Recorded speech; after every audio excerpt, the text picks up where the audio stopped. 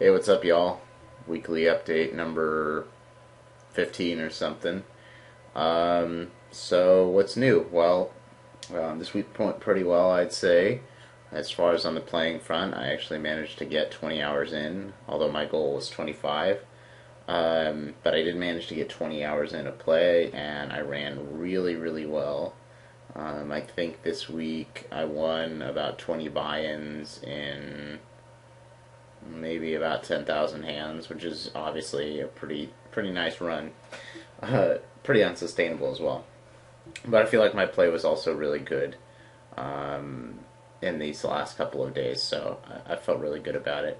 Not as many coaching sessions this week as I anticipated, as a result of some of my students having family members who got sick or other situations that came up, which I totally understand, and gave me a little bit more time to focus on playing, which was good.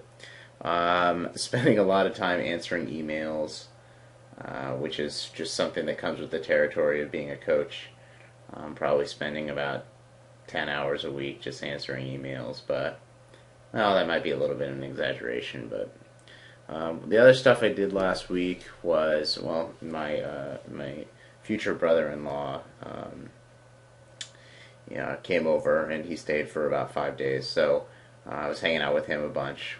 So when I have family in town or something, I tend to kind of end up taking time off, even if I don't really plan it, and I don't really mind it too much. I think my general philosophy on poker and like the rest of my life is that although I really want to be successful in poker, at the same time, it's really important that I, take care of my relationships and my personal life because, as I say a lot, no amount of success is worth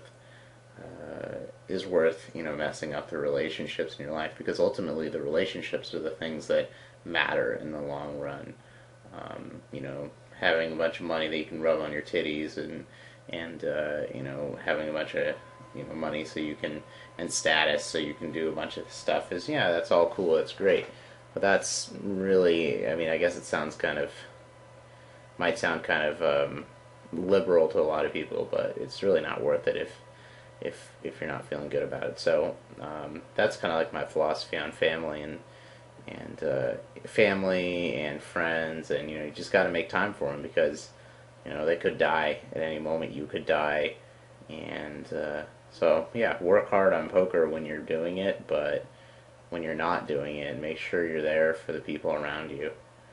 I'm probably preaching to the choir because I know my students seem to be very dedicated to their family and seem to be good people. So more of a rant to the other side of my personality that wants to work all the time.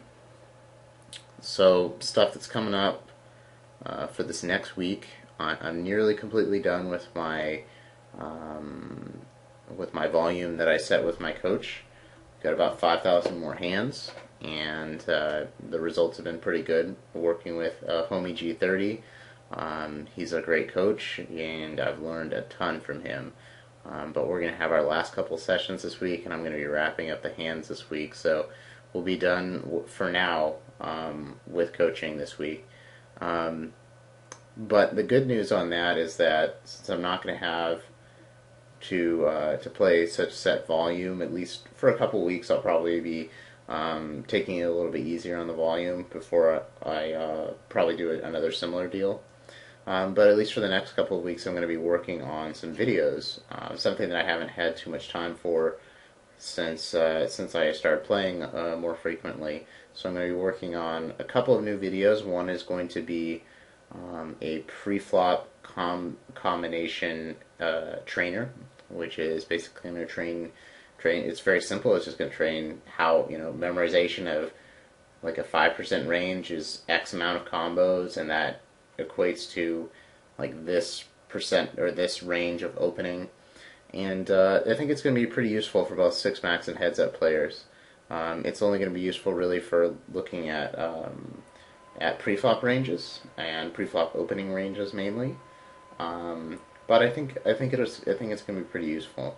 And then I'm also going to be coming out with a video for a flop combination trainer, which is basically going to be, you know, working in Flopzilla and generating random flops and with a set range.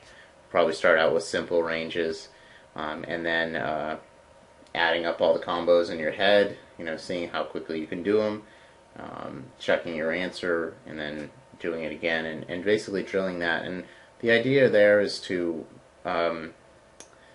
one of my theories on poker and the future of poker is that, or at least no limit hold'em, is that combinatorics, thinking from an almost purely combinatorical standpoint, is going to be the best way to look at things in the future. And so the players who are going to be at the top are going to be the ones who can actually think of their opponent's range in terms of combinations and see, literally kind of like see the how that range is composed. So, I mean, it sounds really crazy, you know, when you think about it, because especially when hands go to the river, there's tons of stuff that happens, you know, and so you have to filter all that different information. But my thoughts are that, like, we already do a lot of incredibly complex things in our day-to-day life. We just don't realize it. If you think about if you think about just driving a car, all the little, especially if you're driving a stick shift, all the little things that you have to do correctly, and you know, you drill those skills to the point where they're not difficult anymore, and then it's all these incredibly complex things, and it feels really easy because you've drilled it to that point. And I think that can work the same way with poker and combinatorics. You know, if people study combinatorics, things in the right order and properly, then there's no reason that people can't just become incredible poker players who think in that way. Right now it seems so far away, but that's one of my goals, is to develop these drills for people, for students, and then to also use them on myself as well. I mean, that's my ultimate goal, is to create like the ultimate poker training system to make just fucking people who crush. Which, if you're a student and you're watching this, that's a very good thing for you. Though it's going to take me a while to learn all this stuff, because a lot of the stuff that I'm learning, I'm just not going to learn on my own. So that's why another reason why I'm actively seeking out coaches, partially or mostly because I want to work on my own game. I want to become a better player, but at the same time, I'm sort of just picking their brains too for, like, you know, how do they think about the game? You know, what's their view on, like, combinatorics and stuff like that, and how they think about it, and how important they think it is, and et cetera, et cetera. So, alright, so enough rambling about that, and I'll show you guys what the schedule looks like this week. So this week I've got about 54 available hours for poker overall, and I've scheduled up to about 53 hours of it, so I've got plenty of stuff to do.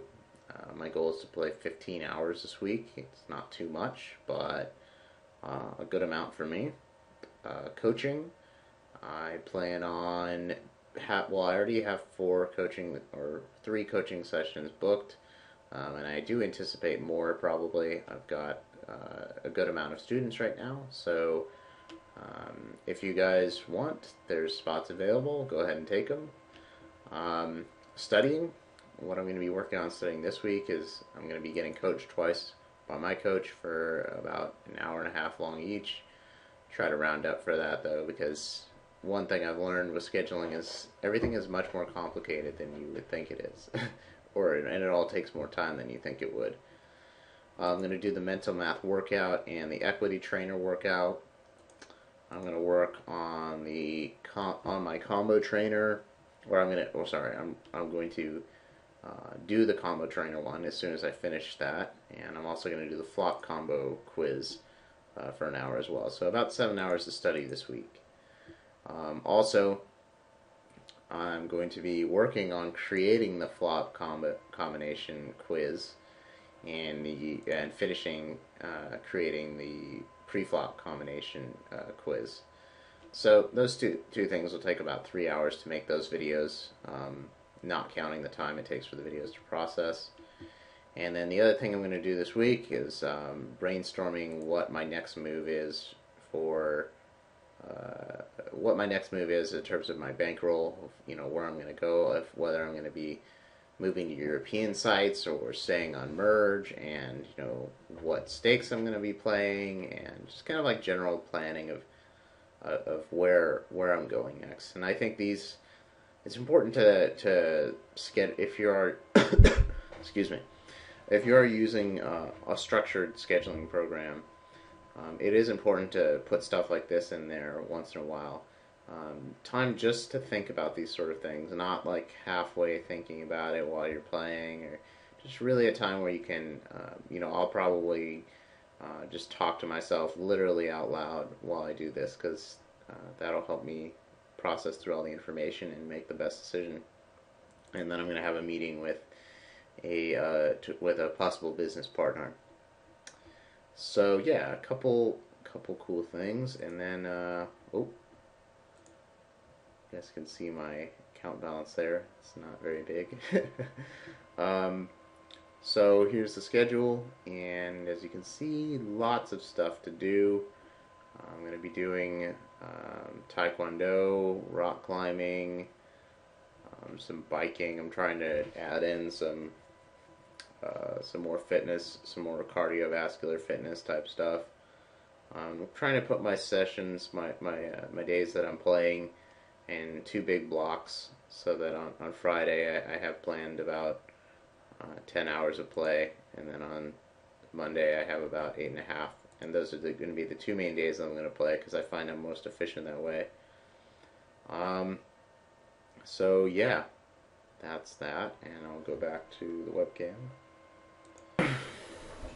So I guess that's it, guys. Nothing super exciting this week except for those new videos coming out. So those videos and those trainers will be only available to students. So if you're not a student, they will be available to you, but I will be selling them at a price. So yeah, that's it. You guys work hard. I'm going to find a cool video to post, and have a good week. All right, bye.